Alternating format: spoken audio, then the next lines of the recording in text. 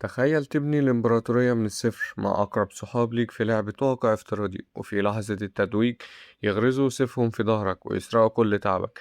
ده بالظبط اللي حصل مع بطلنا، خسر كل حاجة في اللعبة اللي كانت بتمثل حياته كلها. لكن الموت ما كانش النهاية، القدر بيديله فرصة تانية وبيرجع في الزمن للبداية. المرة دي اتعلم الدرس القاسي إن مفيش صحاب ومفيش ثقة في أي حد، وقرر يختار كلاس مستحضر الأرواح عشان يبني جيش كامل من الموتى وينتقم من كل اللي خانوه ويدمر السيرفر كله. رحلة أكشن ودمار هتبدأ من دلوقتي عشان يتحول لإمبراطور اللعب الفردي. حضر قهوتك وحضر اللايك المتين ويلا بينا نبدأ الحكاية. تخيل أن تكون محاصرا بجيش كامل، أصحابك حقيقيين على الأرض، ووحش تجاري رافع فاسه لينهي حياتك في ضربة واحدة. لحظة يأس، مفيش كلام كامل، لكن فجأة تظهر أسطورة من العدم يقلب الموازين كلها في ثانية. يا ترى اللي هيحصل؟ جهزوا نفسكوا لجرعة أكشن دمار. جوه لعبة وورلد بري الوضع كان مأساوي، بطلنا وصاحبه متغرقين في دمهم وبيلهجوا من التعب. قدامهم جيش كامل، وعلى عرش في وسط الغابة قعدت الملكة اللي بتحرك العرايس دي كله. لنعنا هنعمل ايه بسبب دلوقتي؟ بعد كل التعب ده كل حاجة ضاعت. نظرة استخفاف وتكبر بتظهر على وش قائدة جيمس، وبإشارة من إيدها بتصدر حكم مفاهيمي. اقتلوه. محارب الطيران الثقيل العضلات المفتولة بيرفع فاسه وينزل بيه بكل قوته عشان يهشر راس صاحبنا. الموت كان أسرع من حدوثه، لكن في كسر ثانية بيتدخل الظل المرعب. جاي هيون، شاب بشعر أبيض ولبس أسود بيظهر من العدم، وبحركة واحدة بيصد هجوم الفاس المرعب. مش بس كده، ده بيبدأ مجزرة مهنيا. ده هاركن، امسكوك ثرعة، لو هاجمنا كلنا مع بعض أكيد هنقدر عليه. مفكرين إن هجومكم كلكم مع بعض هيعمل أي فرق؟ انتوا أضعف من إنكم تلمسوني. جاي هيون، أو زي ما بيسموه البطل السفاح، بيطير في الهواء وسيفه بيلمع ببرق أزرق، وبضربة واحدة بيطير أعدائه في كل حتة كأنهم ورق شجر. لعبة قوة مرعبة، سرعة شحنات، وحضور يخلي الرعب يترعش في مكانه. فجأة بيمد إيده لصاحبه. متأسف يا جاي هيون إني اتأخرت، بس للسعادة كل اللي حصل ده بسببك. إيه؟ أنا بخير، بس بتقول إيه؟ عاتب دايما الخاسر اللي بيفضل ورا التانيين، لوم افتقارك للمهارات. الجو بيتوتر أكتر. شري الملكة الرعب بتتقدم بنفسها ومش عاجبها الكم اللي بيتحطحت قدامها. يا لها من صداقة مسرحية، ليه ما تتصرفش بكل عاطفية؟ عادي يا غبي، حتى لو تعاون تغسلي مع بعض مش هيوصلوا لأي حاجة. ومين اللي بتقضض على مضغها وبتهجم بكل غل في حين مفروض خسرت قبل كده من نفس القمامة دي؟ راقب لسانك، أحسن تندم على اللي قلته وتبكي بعدين. اندم. بيلمس ساعته، وفي لحظة ضوء أزرق مبهر بيغطي جسمه كله. اللبس العادي بيختفي وبيظهر مكانه درع المقاتلة الأسطوري الأسود الذهبي، وقناع بيغطي وشه بيديله هيبة السفاحين. الندم ده إحساس الضعفاء بس هم اللي بيشعروا بيه. قتال حقيقي لسه هيبدأ. يا ترى السفاح هيمسح بكرامة ملكة الرعد الأرض إزاي؟ لو عايزين تعرفوا التكملة وتشوفوا باقي الدمار، ما تنسوش تخبطوا اللايك المتين وتشتركوا في القناة عشان يوصل لكم كل جديد. تخيل إنك تدي ظهرك لأصحابك اللي بتحارب معاهم كتف بكتف في أصعب اللحظات، وفي ثانية واحدة ومن غير أي مقدمات تلاقي سيفهم مزروع في قلبك. ده بالظبط اللي حصل مع بطلنا جاي هيون. الدم بينزل منه، مش قادر يستوعب اللي بيحصل. بيبص وراه عشان يشوف مين اللي طعنه، بيتفاجئ إنهم أقرب الناس ليه في فريقه.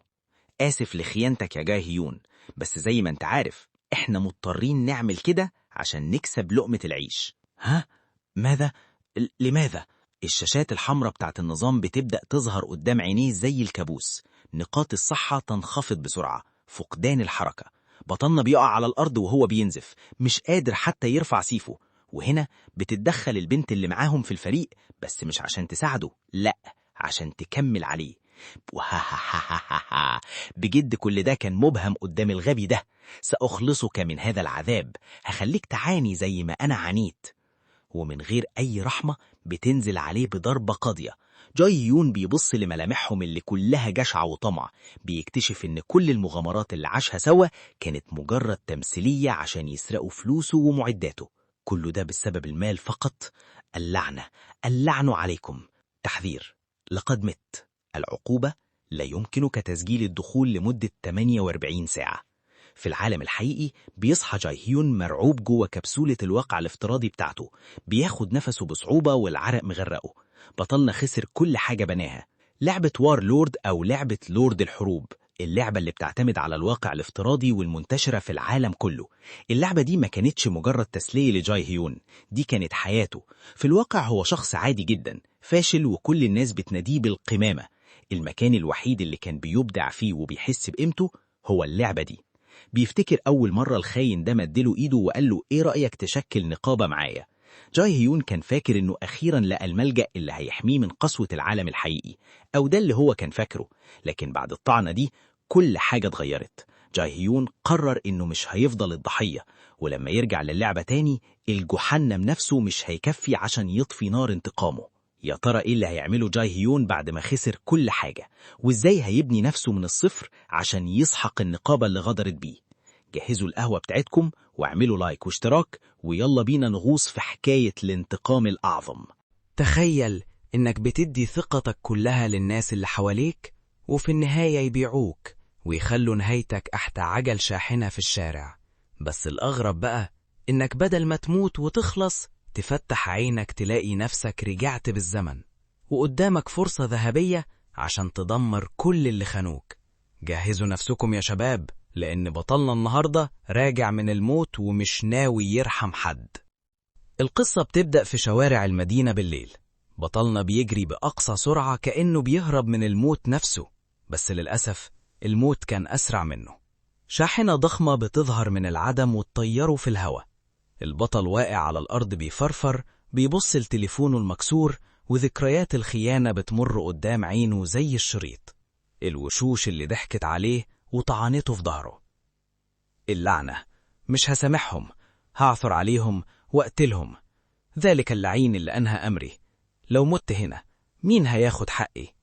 وهو بيلفظ أنفاسه الأخيرة بيظهر قدامه فجأة شاشة نظام غريبة مكتوب عليها: جاري الاتصال، توثيق المستخدم قيد الإنجاز.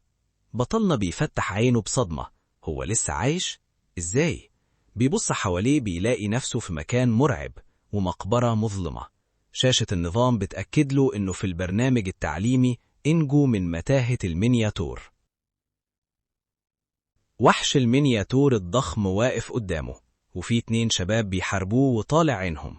الشباب بيزعقوا لبطلنا اللي واقف مصدوم ومش فاهم حاجة: انت يا عم المستجد، كف عن السرحان وتمالك نفسك، مش شايف الوحش؟ على الأقل قطب علينا عشان نقدر نقضي عليه مع بعض. بس بطلنا مش معاهم خالص، هو في عالم تاني. مركز في كلامهم لما قالوا إن الوحش ده محدش قدر يغلبه من 5 سنين. الكلمة دي عملت له صدمة. 5 سنين؟ إزاي؟ ولورد الحروب ما أصدرش أمره غير من 10 شهور بس.